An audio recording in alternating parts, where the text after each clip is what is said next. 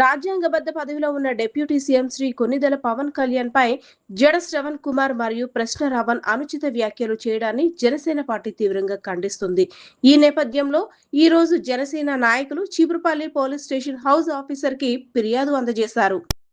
అనుచిత వ్యాఖ్యలు చేయడం వల్ల పవన్ కళ్యాణ్ గారిని, హిందూ ధర్మాన్ని, అలాగే రామ లక్ష్మణుల్ని కూడా, అలాగే సీతాదేవిని అవమానించినట్టు మాట్లాడడం చాలా బాధగా ఉంది.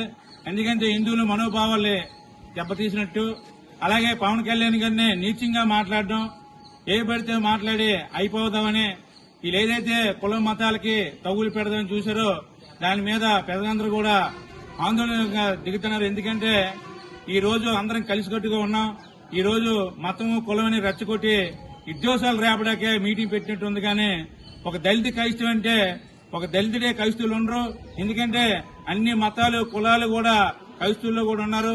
అందుకే అధినేత పవన్ కళ్యాణ్ గారు ప్రతి కులానికి మతానికి కూడా గౌరవం అని చెప్పారు. కానీ వీళ్ళు మీటింగ్లు పెట్టి నేను ఇప్పుడు బూతులాడి పవన్ కళ్యాణ్ వ్యక్తిగతంగా మాట్లాడి అతను ఏవైతే మాట్లాడో దాన్ని మళ్ళీ విమర్శించినట్టు మాట్లాడి ఈ రోజు మాకేం తెలియదని మాట్లాడడం చాలా బాధాకరం. ఇలాంటి వ్యక్తులు ఎవరున్నా, ఏ దేవుని కించపరిచినా, ఏ మతాన్ని కించపరిచినా వెంటనే కఠినమైన శిక్షలు ఉండాలి. దీనికి మేము వ్యతిరేకిస్తాం. ఎందుకంటే దేవుని లేకపోతే మనిషి లేడు.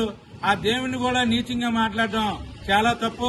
అది క్రైస్తవ అవ్వచ్చు, ముస్లిం అవ్వచ్చు, అలాగే హిందువులు అవ్వచ్చు. కానీ ఎవరినైనా తిట్టడం గానీ అవమానించడం కానీ జరగకూడదనే ఈ రోజు చీపురుపల్లి పోలీస్ స్టేషన్ లో వాళ్ళిద్దరి మీద కంప్లైంట్ ఇవ్వడం జరిగింది.